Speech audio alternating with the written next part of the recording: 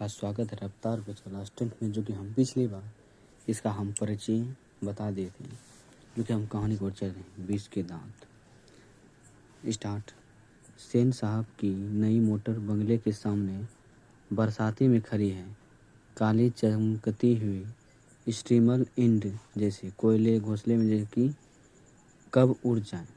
सेन साहब को इस कार पर नाज है, यानी सेन साहब की कार है काली चमकती हुई, जो कि इस पर बहुत ही इसको नाज है। बिल्कुल नई मॉडल 7,500 में आई है, यानी ये जो कार है 7,500 में आई है। काला रंग, चमक ऐसी कि अपना मुंह देख लो। कहीं पर एक धब्बा दिख जाए तो क्लीनर और सोफर की सामद ही समझो। मेम की तख्त ताकीद है कि खोखा खोखी गाड़ी के पास फटकने ना पाए। यानी सेन साहब का कहना है कि जो ये कार जो है इसका दाम 7,500 का है। इस कार को हमेशा खोखा और खोखी से बचाने के लिए बोल रहे हैं। लड़कियां तो पांचों बड़ी सुशील है, 5-5 ठहरी और 100 भी लड़कियां तहबीज और तमीज की तो जीती जागती मूरत ही है। मिस्टर और मिसेज सेन ने इन्हें क्या करना चाहिए यह सिखाया हो या नहीं, क्या क्या नहीं करना चाहिए इसकी उन्हें ऐसी तालीम दी है कि बस लड़कियां क्या हैं, कठपुतलियां हैं। और उनके माता पिता को इस बात का गर्व है, वे कभी किसी चीज़ को तोड़ती फोड़ती नहीं। वे दौड़ती है और खेलती भी है, लेकिन सिर्फ शाम के वक्त। यानी सेन साहब की जो पांचों बेटी हैं वो हम सिर्फ शाम में ही खेला करती हैं। और चूंकि उन्हें सिखाया गया है कि ये बातें उनकी सेहत के लिए ज़रूरी है, और वे ऐसी मुस्कुराहट अपने होठों पर ला सकती है कि सोसाइटी की तारिकाएं भी उनसे कुछ सीखना चाहती तो सीख ले, पर उन्हें सिखलाकर किलकारी मारते हुए किसी ने ना सुना नहीं। सेन परिवार के मुलाकाती रसक के साथ अपने शरारती बच्चों से सीख कर कहते हैं, यानी सीख कर कहते हैं, एक तुम लोग हो और मिसेस सेन की लड़कियां हैं। अबे फूल का गमला तोड़ने के लिए बना है। तुम लोगों के मारे घर में कुछ भी नहीं रह सकता। सो जहाँ तक सेन परिवार की लड़कियों का सवाल है, उनसे मोटर की चमक दमक को कोई खास खतरा नहीं था। लेकिन खोखा भी तो है। खोखा जो एक ही है, सबसे छोटा। खोखा नाउम्मीद बुढ़ापे की आंखों का तारा है। यानी सेन साहब का एक ही इकलौता बेटा है जिसका नाम है खोखा। वो नाउम्मीद बुढ़ापे की आंखों का तारा है। यह नहीं कि मिसेज सेन अपना और बुढ़ापे का कोई ताल्लुक किसी हालात में मानने को तैयार हो, और सेन साहब तो सचमुच बूढ़े नहीं लगते। लेकिन मानने लगने की बात छोड़िए, हकीकत तो यह है कि खोखा का आविर्भाव तब जाकर हुआ था जब उसकी कोई उम्मीद दोनों को बाकी ना रह गई थी। यानी सेन साहब को उम्मीद नहीं था कि हमको बेटा ही होगा, लेकिन अंत में उसको बेटा ही हुआ। खोखा जीवन के नियमों का अपवाद था। यानी खोखा अपने जीवन के नियमों का अपवाद था। यानी खोखा अपने नियम कायदे, यानी जीवन में किसी भी तरह के नियम का कायदा कानून का पालन नहीं करता, और यह अस्वाभाविक नहीं था कि वह हर घर के नियमों का भी अपवाद हो। इस तरह मोटर को कोई खतरा हो सकता था तो खोखा से ही। बात ऐसी थी कि सीमा, रजनी, आलो, शेफाली, आरती पांचों भी तो उनके लिए घर में अलग नियम थे, दूसरी तरह की शिक्षा थी, और खोखा के लिए अलग दूसरी कहने के। यानी खोखा जो था ना, वो किसी भी नियम का पालन नहीं करता था। जो उसकी सेन साहब की जो 5 बेटी थी, उसका नाम थी सीमा, रजनी, आलू, शेफाली, आरती। ये इसके लिए अलग घर में नियम था। ये आपके लिए ऑब्जेक्टिव बन सकता है कि सेन साहब की 5 लड़कियों का नाम क्या थी? सीमा, रजनी, आलो, शेफाली, आरती।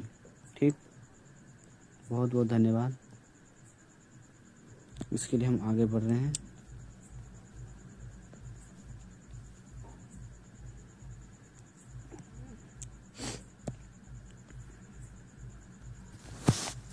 ठीक, हम फिर आ रहे हैं अपना बुक पे।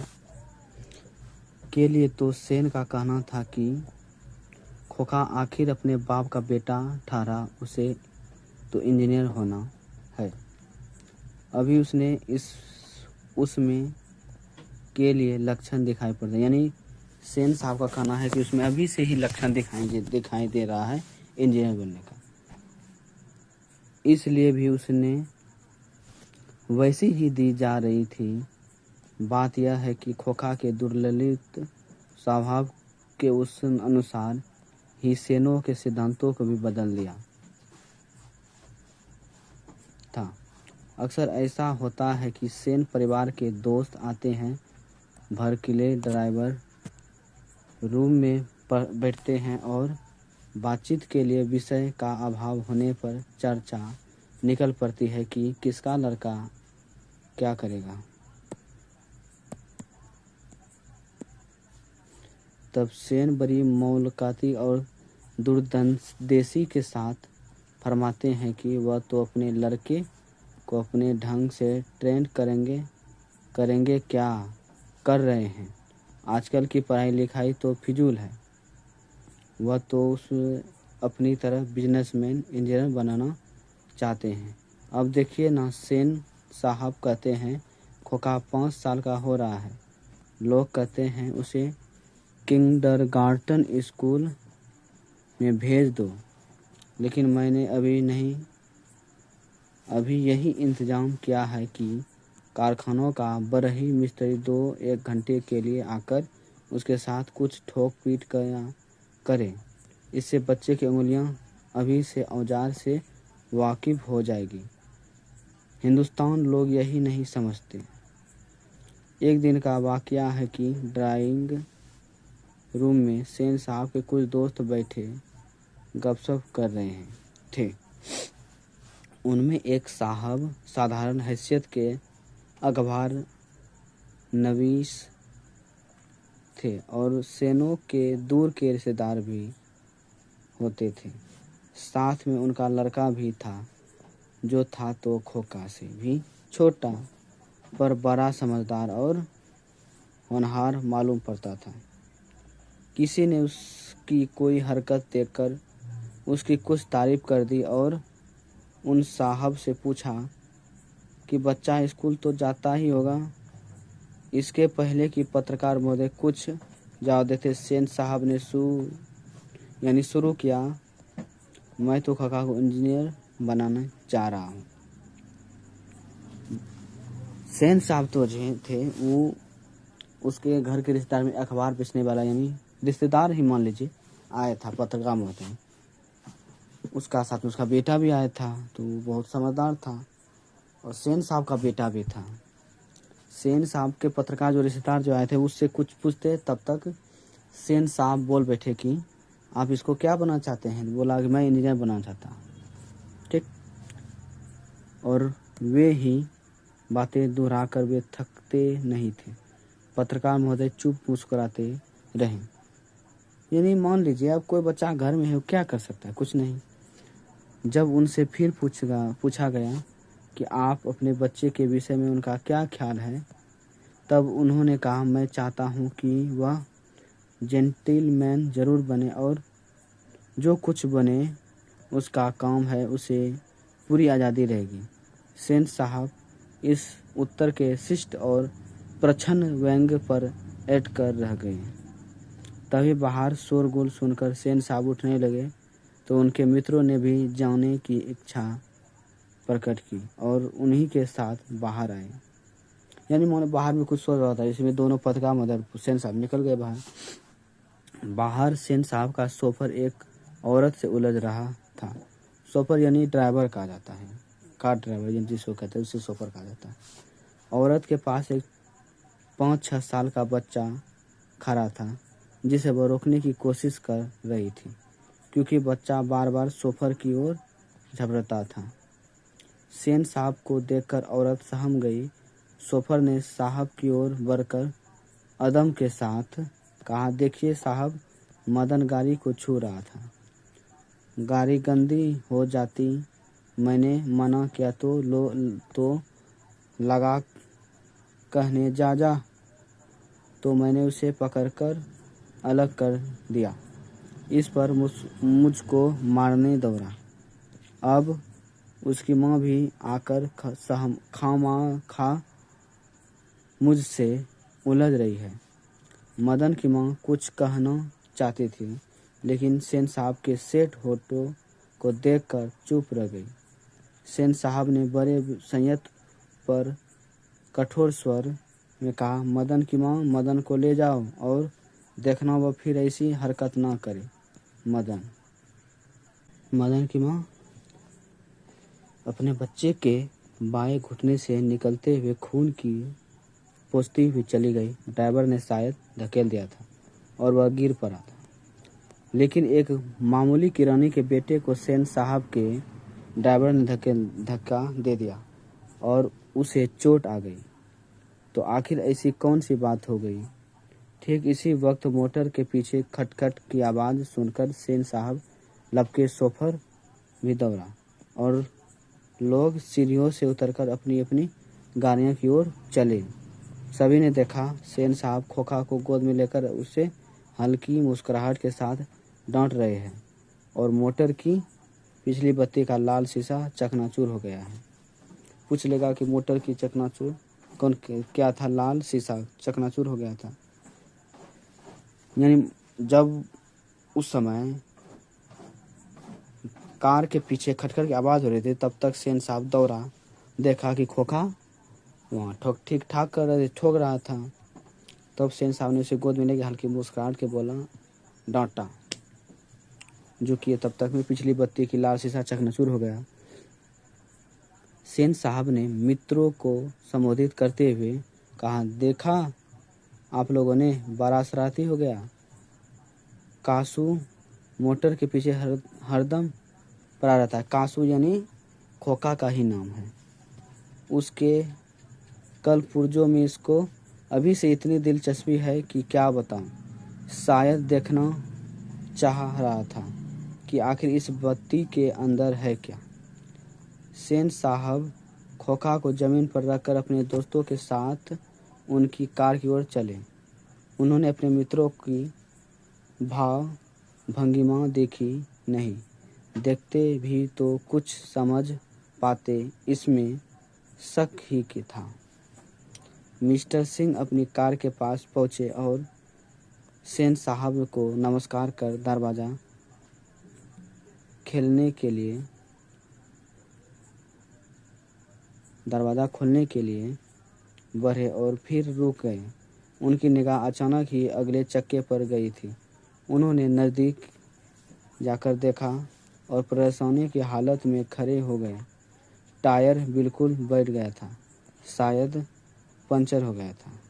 सेन साहब भी आगे बढ़ आए और कुछ झिझकते हुए बोले, कहीं ऐसा तो नहीं कि कासू ने हवा निकाल दी हो?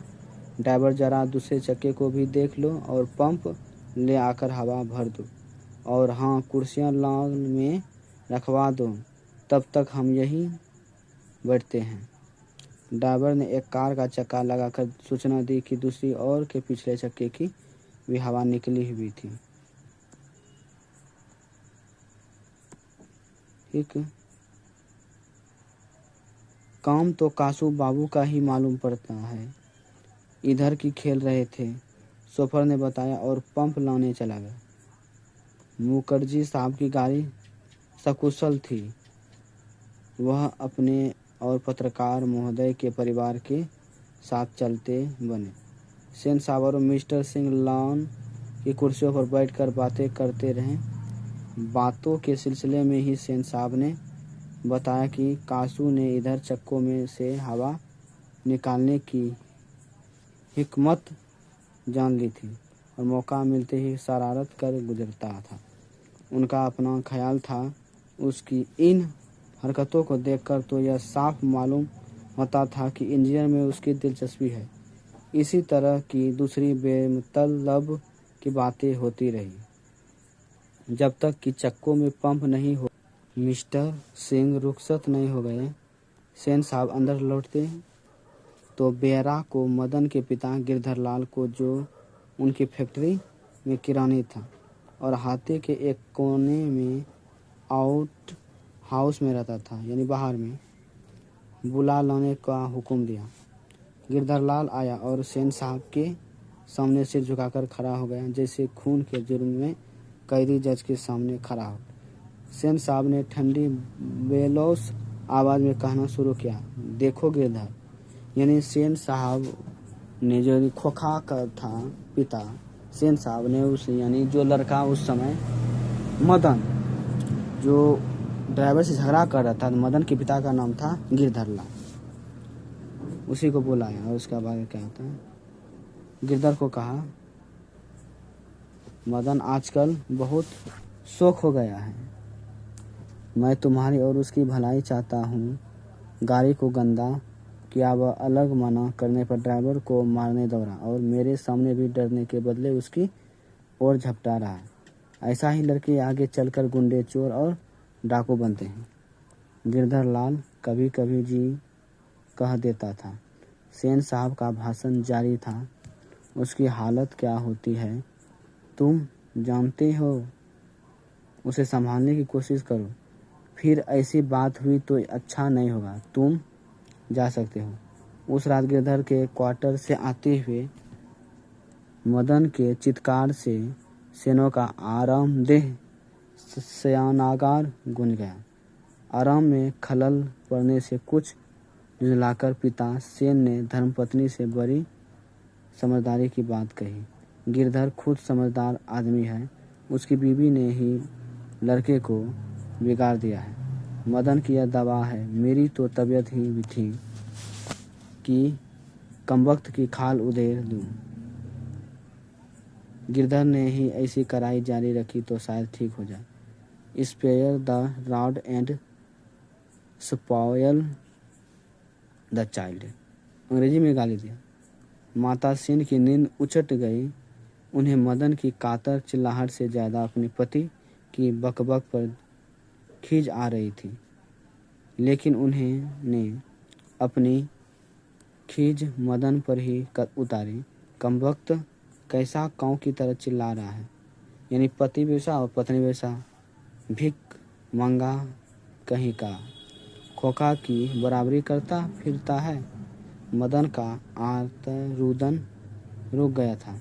खैरियत थी उसकी शिक्षियाँ सेनों के शयनागार तक नहीं पहुँच सकती थी, लेकिन दूसरे दिन तो बिल्कुल बेढब मामला हो गया। शाम के वक्त खेलता कुत्ता खोखा बंगले के अहाते की बगल वाली गली में जा निकला। वहाँ धूल में मदन पड़ोसियों के आवारदागार छोकरों के साथ लट्टू नचा रहा था। खोखा ने देखा तो उसकी तबीयत मचल गई। यानी गांव में ही मदन किसी बच्चे के साथ लट्टू खेल रहा था। उसी समय खोखा ने उसी रास्ता से जा रहा था। उसका भी मन हो गया खेलने का। हंस कौवे की जमात में शामिल होने के लिए ललक गया, लेकिन आदत से लाचार उसने बड़े रोब के साथ मदन से कहा, हम भी खेलेंगे। दूसरी लड़की को कोई खास उज्र नहीं थी। वे खोखा को अपनी जमात में ले लेने के फायदे को नज़रअंदाज नहीं कर सकते थे, पर उनके अपमानित प्रताड़ित लीडर मदन को यह बात कब मंजूर हो सकती थी। यानी उस खेल का लीडर मदन था। उसने छूटते ही जवाब दिया, अबे भाग जा, बड़ा आया है लट्टू खेलने वाला। है भी लट्टू तेरे, जा अपने बाबा की मोटर पर बैठ। कासू 23 में आ गया। वह इसी उम्र में नौकरों पर, अपनी बहनों पर हाथ चला देता था, और क्या मजाल कि उसे कोई कुछ कर देते। उसने अपने आव देखा ना था मदन को एक घुसा रसीद यानी मार दिया। चोर गुंडा डाकू होने वाला मदन भी कब मरने वाला था। वह झट कासू पर टूट पड़ा। दूसरे लड़के के जरा हटकर इस द्वंद्व युद्ध का मजा लेने लगे। लेकिन यह लड़ाई हड्डी और मांस की बंगले के पिल्ले और गली के कुत्ते की लड़ाई थी। अहाते में यही लड़ाई हुई रहती तो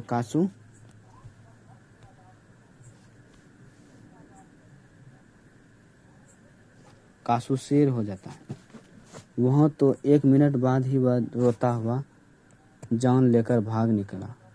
महल और झोपड़ी वालों की लड़ाई में अक्सर महल वाले ही जीतते हैं, पर उसी हालत में जब दूसरे झोपड़ वाले उनकी मदद अपने ही खिलाफ करते हैं। लेकिन बच्चे को इतनी अकल न कहूँ, उन्होंने ना तो अपनी दुर्दमयनी लीडर की मदद की, ना अपने माता पिता के मालिक के लाडले की ही।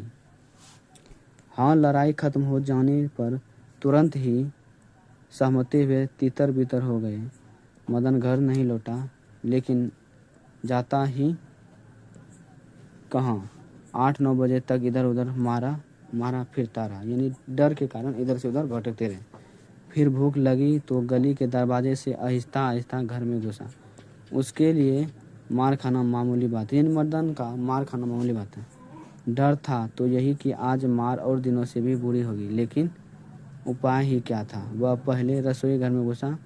माँ नहीं थी। बगल के सोने वाले कमरों में से बातचीत की आवाज़ आ रही थी। उसने इंतजाम के साथ भर पेट खाना खा भी लिया। फिर दरवाजे की ओर के पास जाकर अंदर की बातचीत सुनने की कोशिश करने लगा। उसे बड़ा ताज्जुब हुआ कि उसके बापू गरज तरज नहीं रहे थे। उसकी अम्मा ने कोई बात पूछी जिससे वह ठीक से सुन नहीं सका तो उसके बाबू ने झुलाकर कहा, अरे भाई, बतलाया तो साहब ने सिर्फ यही कहा कि आज से तुम्हारी कोई ज़रूरत नहीं। कल से मकान छोड़ देना और अपनी तनख्वाह ऑफिस से ले लेना। मदन के काम की कोई बात नहीं हो रही थी। उसकी सदा की तजीब होती रहती तो सुनने की कोशिश भी करता। वह दबे पांव बरामदे में रखी चारपाई की तरफ सेनों के लिए चला तो अंधेरे में उसका पैर लोटे से लग गया। लोटे की ठन ठन की आवाज़ सुनकर गिरधर बाहर निकल आया। मदन की अम्मा भी उसके साथ थी।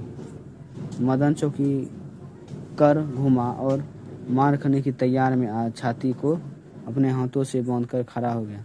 मदन अक्सर अपने पिता के हाथों पीटता था, बहुत पीटने पर रोता भी था, मगर बहादुरों के साथ गिरधर निस्सहाय निष्ठुरता के साथ मदन की ओर बढ़ा।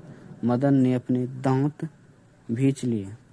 गिरधर मदन के बिल्कुल पास आ गया था कि अचानक वह ठिठक गया। उसके चेहरे से नाराजगी का बादल हट गया। उसने लपक कर मदन को हाथों से उठा लिया। मदन हक्का बक्का अपने पिता को देखकर रहता था।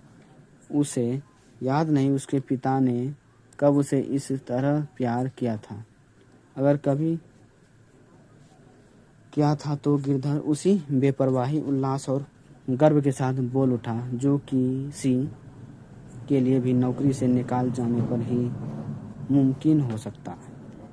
शाबाश बेटा, एक तेरा बाप है और तूने तो खोखा के 2 दांत तोड़ डाले। हा हा हा। और पिताजी हंसते हंसते चले गए। यहाँ पे आपका चैप्टर द एंड होता है। इसकी अगले कक्षा में मिलेंगे हम सब्जेक्टिव के बाद। Thank you so much. धन्यवाद।